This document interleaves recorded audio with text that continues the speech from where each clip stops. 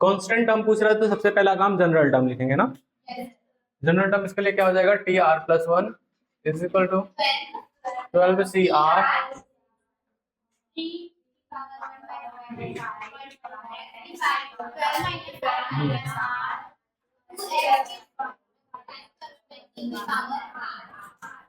ना। तो चलो इसमें क्या काम करते हैं हम लोग, x का पावर जो होना चाहिए क्या होना चाहिए, 0 होना चाहिए ना। x का पावर यहाँ पे क्या मिल रहा है, x के पावर इधर जाओगे तो ऊपर माइनस होने जाएगा x के पावर में ना, तो माइनस इधर मल्टीप्लाई होगा तो -12 प्लस r -12 हो रहा है। यहाँ पे x का पावर कितना हो रहा है, r -12 हो रहा है, और इधर हमारा x का पावर कितना है, r है ना, है कि नहीं। तो यहाँ पे एक r ऐड हो जाएगा ना, ये होगा, ये पावर कितना बनेगा हमारा 2r -12 इक्वल टू कितना होना चाहिए, 0 होना चाहिए ना। r का वैल्यू कितना आ गया, 6 पुट कर दो, वही हमारा कांस्टेंट टर्म मिल जाएगा ना। यहाँ 6 पुट कर देंगे तो t7 मिल जाएगा, t7 हमारा 7वां टर्म होगा जो कि कांस्टेंट रहेगा। 12c कितना 6, 3 के पावर 1/5 के पावर में कितना 6 आ जाएगा, और यहाँ पे 2 के पावर में कितना आ जाएगा, 6 आ जाएगा। 2 के पावर 8 इधर लिख लेना है, और 3 के पावर 1/5 है ना, उसको सेपरेट कर लेंगे, जो बचेगा वही हमारा अल्फा हो जाएगा बेसिकली, है ना। तो 2 के पावर 6, चलो इसको पहले ओपन कर लेते हैं। पहली बात तो कितना हमको 3 के पावर 1/5 को अलग करना है, ठीक है ठीक है। चलो एक हम लोग 3/5 को इधर लिख लिए है ना, 3 के पावर 1/5 को हमने एक कर लिया। यहाँ कितना बचा होगा, 6 माइनस 1 बचा होगा ना, है कि नहीं। तो 6 - 1 कितना बचा, 3 के पावर कितना बच गया होगा इधर, ठीक है, इधर हमारा 3 बच गया। और क्या काम करो, 2 के पावर 8 भी करना है, तो 2 के पावर 6 तो हमारा पहले पास है। यहाँ पे 4 ले लो ना, 4 ले लेंगे तो कितना बचेगा, यहाँ पे 2 बचेगा ना, तो यहाँ 4 मल्टीप्लाई कर 2 के पावर 8 हो जाएगा, है ना। अब यही जो है हमारा, यही क्या है, अल्फा। अल्फा नहीं, इसके नीचे हमारा 25 से भी है ना, 2 के पावर 5 के पावर 2 भी है। हाँ तो हाँ, अब सारा कैलकुलेशन कर लो एक बार, चलो करते हैं। वही हमारा क्या हो जाएगा, अल्फा हो जाएगा ना। हमसे क्वेश्चन में पूछा है 25 अल्फा, तो अल्फा वैल्यू पहले निकाल लेते हैं। 9 × 7 × 11 डिवाइड बाई कितना 25 है ना, यही हमारा अल्फा है ना। और क्वेश्चन में अल्फा वैल्यू हमारा इतना आ गया, क्वेश्चन में पूछा गया है 25 अल्फा वैल्यू पूछा है, इसी में हम लोग 25 से मल्टीप्लाई कर लेंगे ना। तो 9, 7 और 11 डिवाइड बाई कितना 25, ये कैंसिल हो जाएगा, तो 25 अल्फा वैल्यू कितना 693 है, ठीक है, आसान था ना। 1 + x पावर n में हमारा x का एक्सपेंशन में क्या बोल रहा है कि इसका कोएफिशिएंट है ना, कोएफिशिएंट पूछ रहा है, तो सबसे पहले हम लोग जनरल टर्म लिखेंगे ना। क्या हो, इसका जनरल टर्म हमने कल बताया था ना, हाँ, x के पावर r आता है ना। अब किसका कोएफिशिएंट पूछ रहा है, x पावर 4 का ना, r का वैल्यू क्या रखेंगे, यहाँ पे 4 रखेंगे, तो 4 मतलब हमारा t5 का कितना आ जाएगा, NC4। ये किसका कोएफिशिएंट है, हाँ, x के पावर 4 का कोएफिशिएंट है। ऐसे तुम्हारा x के पावर कितना 5 का कोएफिशिएंट क्या मिलेगा, NC5, और x के पावर 6 का कोएफिशिएंट ये मिलेगा ना। अब क्या बोल रहा है कि ये तीनों क्या है, एपी में है ना। एपी में क्या होता है, एपी का कंडीशन, एबीसी अगर एपी में रहता है तो क्या हम लोग बोलते हैं, 2b = a + c बोलते हैं, ठीक है, यही करना है बस। चलो करते हैं, 2b मतलब 2 × में NC5 इक्वल टू में NC4 + NC, है ना, ओपन कर देते हैं ना। और कोई कंडीशन, और कोई केस लग सकता है क्या, एक का डिफरेंस होता तो लग सकता था ना, यहाँ एक का डिफरेंस नहीं है, ठीक है। तो अगर नीचे वाले में एक का डिफरेंस रहता तो हम लोग ऊपर वाला एक जोड़ के नीचे का मैक्सिमम वाला लिख देते हैं ना, ऐसा रहता है। लेकिन यहाँ पे 2 का डिफरेंस है तो नहीं लगेगा, ओपन ही करना पड़ेगा, ठीक है। क्या हो जाएगा, n factorial 5 factorial n - 5 factorial equal to हमारा इधर हमारा n factorial 4 factorial n - 4 factorial plus 6 factorial, ठीक है। अब थोड़ा कैंसिल करना सीखते हैं। देखो ऊपर हमारा n फैक्टोरियल, यहाँ भी इधर कॉमन होकर कट जाएगा, मतलब n फैक्टोरियल हमारा कॉमन निकल के कट गया, ठीक है, 1 बचा वहां पे। अब देखो यहाँ पे क्या है, 5 फैक्टोरियल है, यहाँ पे 4 फैक्टोरियल, यहाँ 6 फैक्टोरियल, सब में कॉमन हमको दिखा जाए तो 4 फैक्टोरियल सब में मिलेगा, है ना। 5 फैक्टोरियल को हम लिख सकते हैं 5 × का 4 फैक्टोरियल, और इसको 4 फैक्टोरियल है ही, यहाँ पे 6 × 5 × 4 फैक्टोरियल लिख सकते हैं ना। तो 4 फैक्टोरियल कॉमन लेके हमारा कट जाएगा, ये भी कैंसिल हो गया ना यहाँ तक? ठीक है, इसके बाद देखो क्या, हाँ n माइनस सिक्स फैक्टोरियल सभी में मिलेगा ना, इसको हम लोग लिखेंगे n minus five into N minus six का फैक्टोरियल है ना, और यहाँ n माइनस फोर है, n माइनस फाइव आएगा अगला, अगला हमारा n माइनस सिक्स का factorial, n minus six factorial है ही, n माइनस सिक्स फैक्टोरियल में हमारा कैंसिल हो जाएगा, तो बच गया, उसको लिखते हैं ना 2/14 और 7 आ जाएगा ना, हाँ इसका आ जाएगा n माइनस 14 आएगा और n माइनस 7 आ जाएगा, ठीक है, इक्वल टू 0। तो यहाँ n का वैल्यू कितना आ गया, 7 आ गया, और n का वैल्यू कितना, 14 आ गया। लेकिन क्वेश्चन ने पूछा था मैक्सिमम वाला, तो हमारा मैक्सिमम क्या हो जाएगा, 14 हो जाएगा। क्वेश्चन 2021 में आया हुआ है, x की पावर का 7 का कोफिशिएंट हम लोग इसमें निकालेंगे ना, जनरल टर्म लिखेंगे, x को एक जगह लाएंगे, उसका पावर क्या कर देंगे, इक्वल 7 कर देंगे ना, वहां से r का वैल्यू आ जाएगा, r का वैल्यू जो भी आएगा इसमें पुट कर देंगे, तो हमारा क्या बन जाएगा, x पावर 7 का कोफिशिएंट आ जाएगा वहां से ना, उसको बराबर सेम प्रोसेस में करेंगे, ठीक है, तो दोनों में जो भी आएगा कोफिशिएंट दोनों को बराबर कर देंगे ना, वहां से b का वैल्यू निकल जाएगा। x पावर 7 का कोफिशिएंट इसका इसमें पूछ रहा है, x पावर 7 ना, हम लोग इसका जनरल टर्म लिखेंगे, tr plus 1 is equal to 11cr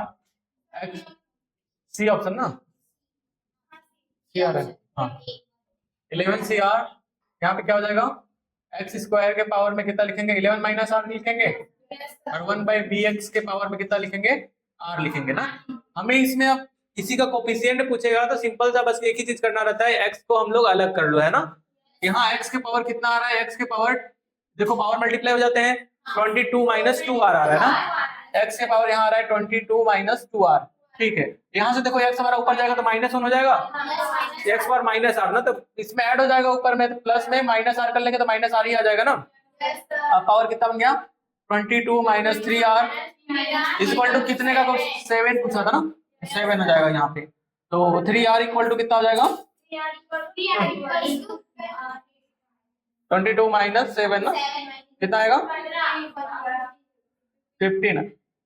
r का वैल्यू कितना आ गया, 5 आ गया, ठीक है, r का वैल्यू 5 आया, इसमें पुट कर देंगे हम लोग, तो क्या हो जाएगा बताओ, 11c5 1/b के पावर 5, यही आएगा ना कोफिशिएंट x के पावर 7 का, सेम प्रोसेस से इसमें भी फाइंड कर लो, इसका लिखो tr plus 1 equal to 11cr x के पावर 11 माइनस r, माइनस में देखो 1/b x स्क्वायर के पावर में r है ना, चलो हम x को यहाँ पे एक्सट्रैक्ट करते हैं, क्या हो जाएगा 11 माइनस r हो जाएगा, x स्क्वायर माइनस में 2r होगा, 11 माइनस कितना 3r इक्वल टू कितना माइनस का 7, तो 3r इक्वल टू 18 आ जाएगा, r का वैल्यू कितना आ गया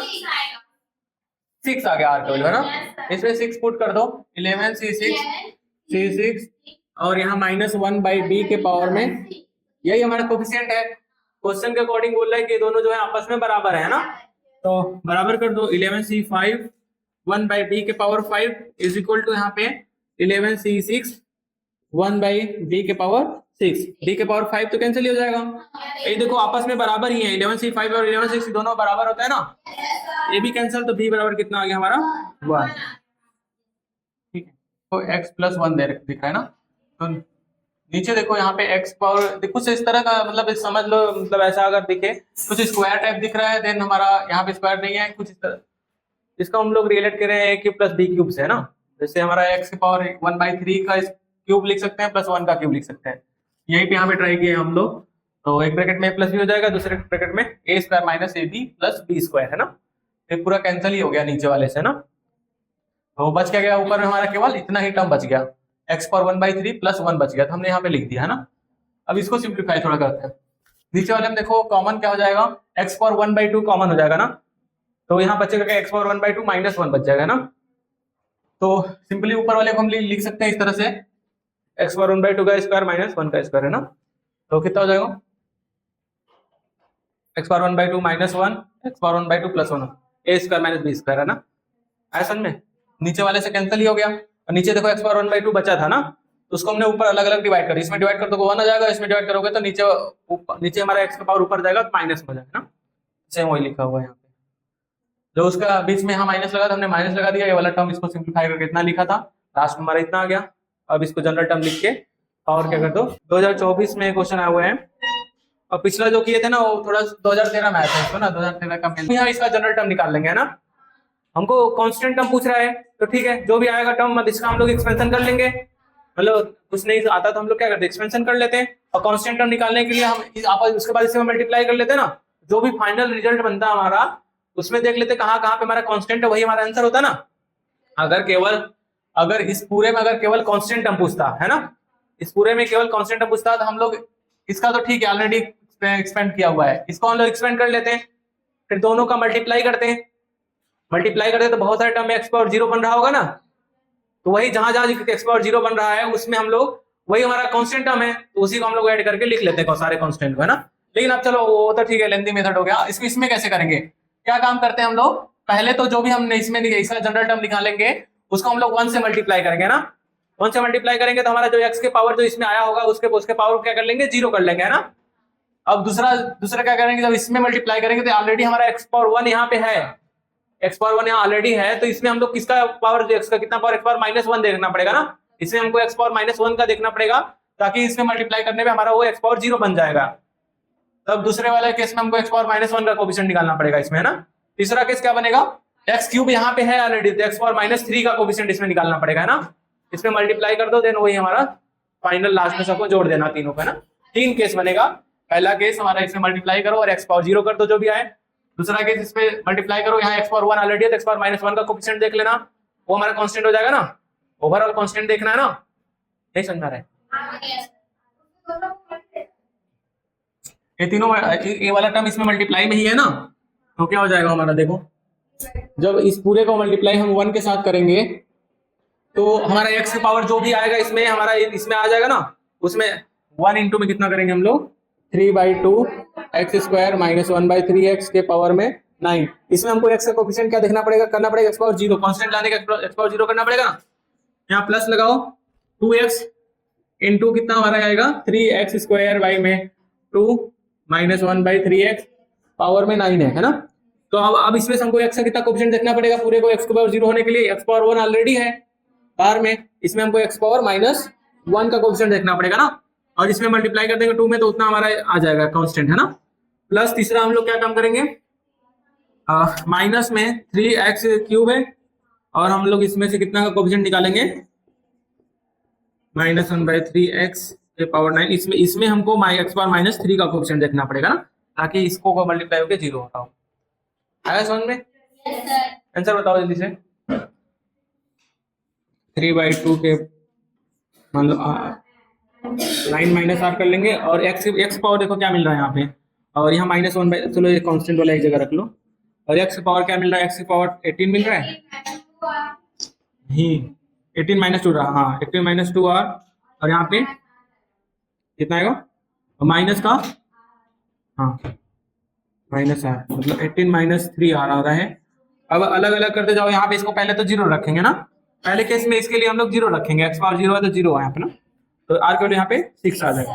तो हमारा क्या बन जाएगा यहाँ पे देखो यही इसका कोफिशिएंट क्या बन जाएगा 9 से 6 बन जाएगा, और 3/2 के पावर में कितना 3 आ जाएगा ना, और देखो माइनस हो तो प्लस ही कर देगा 6 है तो 1/3 के पावर में कितना आ जाएगा 6 आ जाएगा ना। अभी हमने इसमें निकाल दिया है, इसमें देखो जब करोगे 18 -3 आर बराबर कितना रखोगे -1 रखोगे ना, तो यहाँ पे क्या हो जाएगा 3r = 19 हो जाएगा, r का वैल्यू कितना हो जाएगा 19/3। मैंने बताया था कि r का जो वैल्यू जो आएगा वो नेचुरल नंबर में रहता है ना, तो ये तो हमारा